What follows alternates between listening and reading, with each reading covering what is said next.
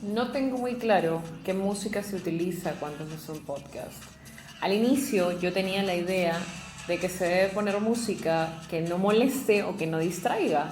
Entonces hay un playlist instrumental que yo utilizo para cuando mis alumnos están escribiendo en clases. De esa manera no se distraen, pero tampoco se duermen, así que utilizo un playlist instrumental. Eh, Sin embargo, no sé qué música se debe utilizar para hacer un podcast. Así que voy a empezar a utilizar absolutamente cualquier canción, cruzando los dedos, para que Spotify ni ninguna otra página en la cual salga este podcast se baje el episodio por derechos de autor. No soy dueña de ninguna de las canciones que suenan.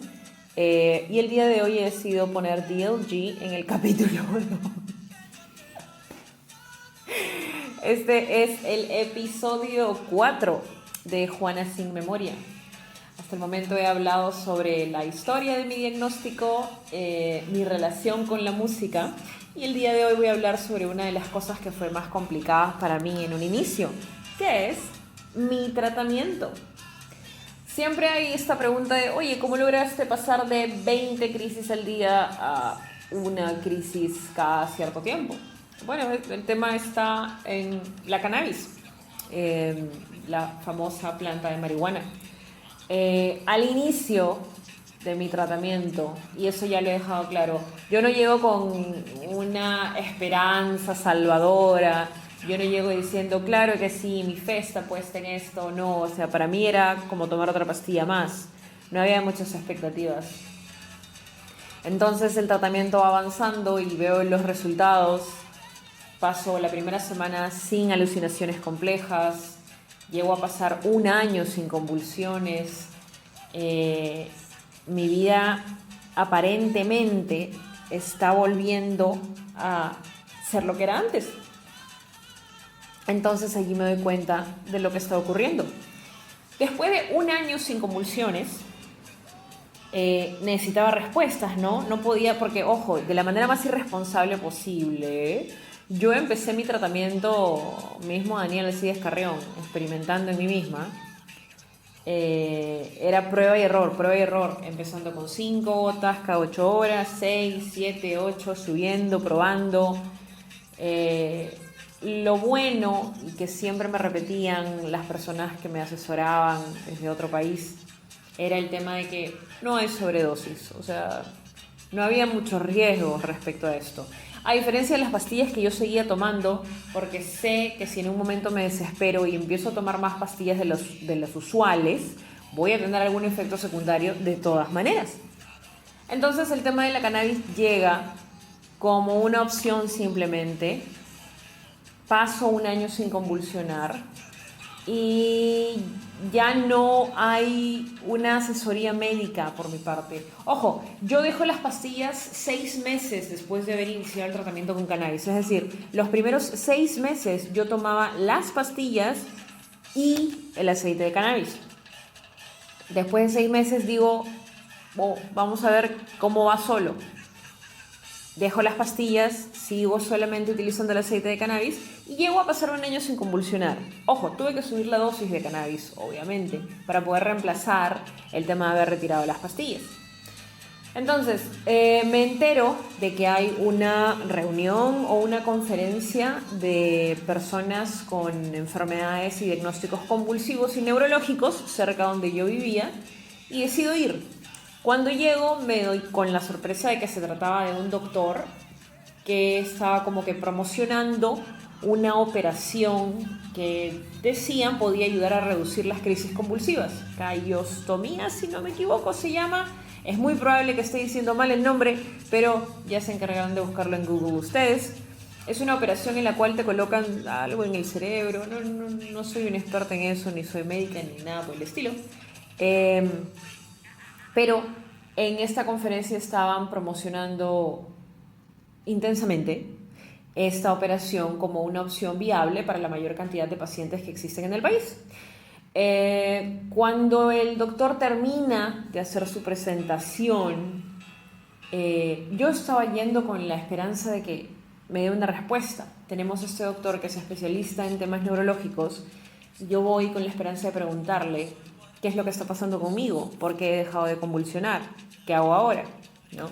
Todos necesitamos asesoría médica, todos necesitamos asesoría profesional.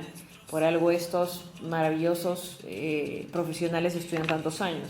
Ahora, este en particular no tan maravilloso. Yo llego a la conferencia, me soplo absolutamente toda la charla acerca de los beneficios de la cirugía para controlar las convulsiones, y cuando se da la ronda de preguntas levanto la mano y le pregunto qué hay con el tema del cannabis medicinal. Y él me dice que no es cierto, que no funciona y que es simplemente una mentira. En ese momento yo me sentí muy mal. Imagínense que estés mejorando mucho y te enteres de que tu tratamiento es algo falso y te cruzan muchas ideas por la cabeza. Entonces, ¿por qué no convulsionas un año? ¿Es un efecto placebo? Dios mío, ¿y ahora qué voy a hacer? Es más, tuve miedo de tener una convulsión allí mismo. ¿Qué hice? Pues decidí insistir. Le dije, yo llevo un año sin convulsionar, y provoqué la incomodidad de este doctor y me tuve que retirar. Me retiré, salí corriendo y quise desaparecer en ese momento. Fue complicado, es como que estás tan cerca de conseguir una respuesta para tu tranquilidad y uno de los profesionales que se supone debe darte algún tipo de esperanza te dice, no, eso es mentira. Imagínense la cantidad de ideas que yo tenía en la cabeza, muchísimas. Se reforzaba ese tema de, oye, quizás hay algo más, que me estaba volviendo loca, no lo sé. Ahora, en esta conferencia ya queda claro el tema de que hay personas que han escuchado sobre el tratamiento de cannabis. Es allí donde empiezo a buscar otras personas se acercan a mí justamente por este tema. Yo no tengo en ningún momento la intención de buscar otras personas. No estaba en mis planes conocer otras personas que utilicen este tratamiento.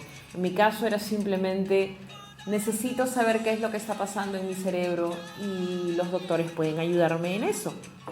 Pero resulta que los doctores en esa época no eran tan abiertos como ahora a hablar sobre el tema de cannabis medicinal. Mi tratamiento ha ido variando, ha ido aumentando, bajando, subiendo, reduciendo y modificándose con el tiempo. He tomado CBD, he consumido THC, he fumado, vaporizado, comido, ingerido, tomado en distintas presentaciones. Se tiene el concepto de que solamente hay un tipo de cannabis beneficioso, pero en realidad no es así. O sea, los cannabinoides que yo consumía y consumo vienen en distintas presentaciones. O sea, para dormir y para ciertos dolores necesitaba tomar THC, y el THC pues he probado hasta chicles, porque llega un punto en el cual no tienes asesoría médica, y este tema de experimentar, prueba y error era muy peligroso, es muy peligroso hasta ahora, pero yo decidí correr ese riesgo. Ojo, yo era consciente de que si eso no funciona, yo iba a seguir convulsionando toda la vida. Y decidí comerme todas las consecuencias y empezar mi tratamiento con esta prueba y error hasta el día de hoy, en el cual ya tengo más asesoría médica y tengo apoyo de doctores, porque ahora es mucho más abierto el tema. En todos lados vas a encontrar que ofrecen aceite de cannabis. Y ahora yo no consumo ninguna pastilla. Ojo, esto no significa que la cannabis sea la panacea y sea una varita mágica que desaparece las convulsiones. Aún convulsiono, aún tengo epilepsia, pero pasamos de tener una rutina inmovilizadora, como era tener 20 crisis al día, a tener una cada 4 meses, y es básicamente como estornudar muy fuerte. La última crisis que tuve fue muy leve y la tuve entrenando. Usualmente las mujeres en particular que tenemos epilepsia solemos tener más convulsiones, o tenemos convulsiones más fuertes cercanas a nuestro periodo menstrual. Y no necesariamente a todos les funciona bien el tema con el cannabis. Conozco personas que han tenido que modificar sus medicinas, su valproato, no sé, otros medicamentos y han logrado controlar las crisis. En mi caso, yo ya sé que hay ciertas épocas o ciertos días del mes en los cuales voy a estar más propensa a tener crisis convulsivas, pero ya no son tan fuertes como antes. Yo solía desmayarme, retorcerme, morderme la lengua, golpearme y despertaba llorando del dolor. La última crisis que tuve, que fue este domingo entrenando, yo practico lucha libre. Supongo que hay muchas preguntas ahora en este momento, pero practico lucha libre porque es una de las cosas que me apasiona. He empezado hace poquito, creo que voy 3 clases nada más, pero tengo la suerte de entrenar en un lugar en el cual saben de mi diagnóstico. Soy muy abierta respecto a mi diagnóstico y me hacen sentir muy segura respecto a esto. Me sentí muy tranquila cuando tuve la crisis, que creo que es una de las cosas más importantes para los pacientes. Podemos tener una crisis en cualquier lugar, en cualquier momento, pero el factor miedo es algo que te juega en contra. No es lo mismo estar cerca de una persona que sabes que se va a poner nerviosa o no sabes cómo va a reaccionar. Pero yo he tenido mucha suerte teniendo personas maravillosas a mi lado. Y mis últimas crisis han sido suaves. Han sido menos de 10 segundos. Es como cerrar los ojos, desmayarme, levantarme y resetear. Ya no hay tantos dolores, pero sí, de todas maneras, sigo las recomendaciones de los doctores, que son que después de tener una crisis convulsiva, descanse o duerme, a pesar de que no tenga sueño en ese momento. El tema se detuvo la música. El tema de como que resetear el cerebro durmiendo o descansando es algo que hasta el día de hoy necesito hacer y me obligo a hacer a pesar de que tenga cosas pendientes después de la crisis, ¿no? De todas maneras hay una gran cantidad de terquedad por mi parte. Este tema de que las crisis no me van a detener, pero si las crisis tienen que detenerme, me van a detener y voy a tener que parar. Así que lo que hago es darme un día libre cuando tengo las crisis, volvió la música, un día libre cuando tengo las crisis y de esa manera le doy tiempo a mi cuerpo para recuperarse, porque aún así haya sido una crisis pequeña, de todas maneras debe haber algún efecto en el cerebro, de todas maneras. Y es algo de lo que siempre he conversado con los doctores y los neurólogos y todos coinciden y me dicen lo mismo, ¿no? O sea, la crisis más pequeña está teniendo un efecto en el cerebro. Así que tenemos que, o sea, no se puede ignorar simplemente. Me encantaría poder ignorarlo y decir, no, ¿sabes qué? Ya me siento bien, así que hay que seguir. Mejor, y hasta el día de hoy, prefiero darle un respiro a mi cuerpo, darle unas horas de sueño y al día siguiente me despierto mejor con las dosis correctas. Básicamente esa se ha vuelto mi rutina. Utilizar el aceite de cannabis medicinal, entre otros componentes de cannabis medicinal, y lo utilizo para controlar mis crisis. Y mis crisis actualmente ya no son el centro de mi rutina diaria. Antes lo eran. Antes tenía que armar una agenda u organizar mi día alrededor de mis crisis. Ahora no. Ahora yo decido absolutamente todo lo que hago. Se siente medio raro decirlo en voz alta, porque para la mayoría de ustedes, suena despectivo, pero no lo es, para la mayoría de ustedes que no tienen un diagnóstico neurológico, es lo que hacen normalmente. Ustedes deciden qué hacer y preparan su rutina o alistan su agenda alrededor de las obligaciones que tienen. En el caso de las personas con problemas neurológicos como yo, o en particular mi caso, todo estaba alrededor de la enfermedad, todo.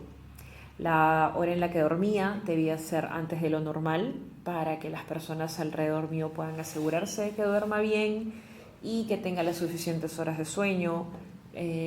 Mis medicinas, mis horas de almuerzo, todo estaba diagramado alrededor de la enfermedad y eso era una de las cosas que más frustración me provocaba no poder tener una autonomía ni una independencia porque absolutamente todo le pertenecía a la enfermedad. El tratamiento con cannabis medicinal me ha permitido recobrar la independencia en gran parte. Ahora hay muchas cosas que trabajar, porque ojo, no es solamente el tema de epilepsia, tiene epilepsia y punto. El tema de la epilepsia viene en gran cantidad con tema de depresión, trastorno bipolar, ansiedad, cosas que suelen amarrarse a este tipo de diagnósticos. Antes me avergonzaba mucho hacer una lista de los diagnósticos, porque me sentía como cuando vas al doctor y te pregunta, ¿y qué pasa? Y tienes que decirle, hey, tengo esto, tengo el otro. Pero en realidad ahora no. Y en gran parte se lo debo al tema del cannabis medicinal, porque he avanzado mucho. Lo repito, no estoy curada, sigo teniendo epilepsia, voy a tener epilepsia absolutamente toda mi vida, porque la epilepsia no tiene cura hasta el día de hoy, pero en gran parte he retomado el control de mi vida. Ahora, el cannabis, el aceite de cannabis medicinal o los cannabinoides que utilizamos para controlar mi epilepsia, no son lo único que hay. Ojo, yo he llevado ya 5 o 6 años de tratamiento y recién después de 5 o 6 años de tratamiento es que he empezado a comer sano, a cuidar mi peso, a ir al gimnasio por X razones.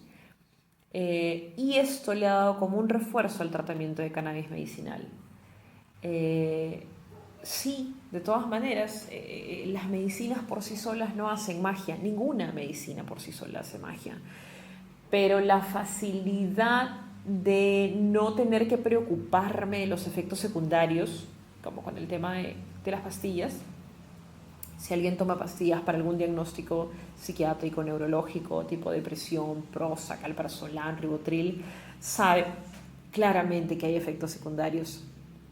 Los efectos secundarios del Rivotril para mí incluían pues esto de amanecer como si te hubieran agarrado golpes, era terrible.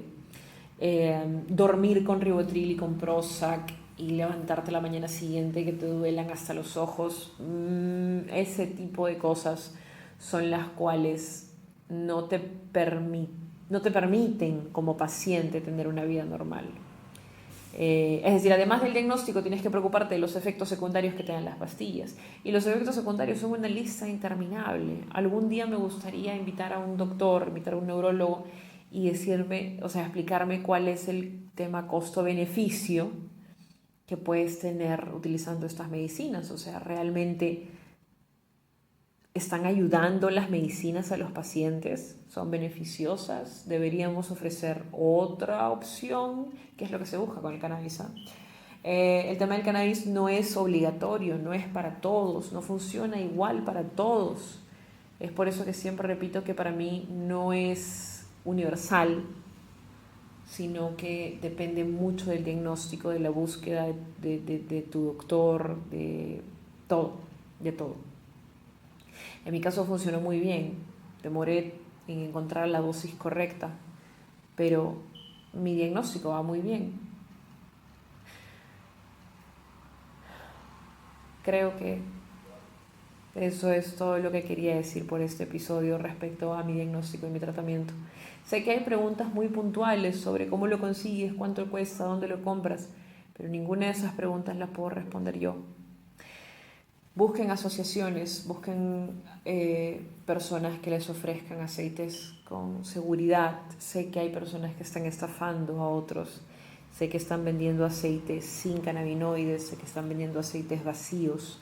Ni siquiera bambas, son aceites vacíos. Y están vendiéndole ideas falsas a muchas personas. También sé que hay ciertos aceites que no funcionan igual en todos. Hay pacientes a los cuales el Charlotte's Web no les va a hacer el mismo efecto que a mí. En mi caso funciona muy bien el Charlotte's Web, que es el aceite que yo utilizo, para otros no. Entonces depende mucho del diagnóstico de la persona y del monitoreo que se le haga. Recuerden siempre buscar información acerca del tema y a las personas que están pasando por un diagnóstico neurológico o psiquiátrico, en lo posible, busquen opciones. Recuerden que tenemos más de una respuesta, tenemos más de una posibilidad y no está mal buscar otra opción, siempre con cuidado y con monitoreo médico. Ha sido un gusto tenerlos por acá. Que tengan una excelente noche. Nos vemos.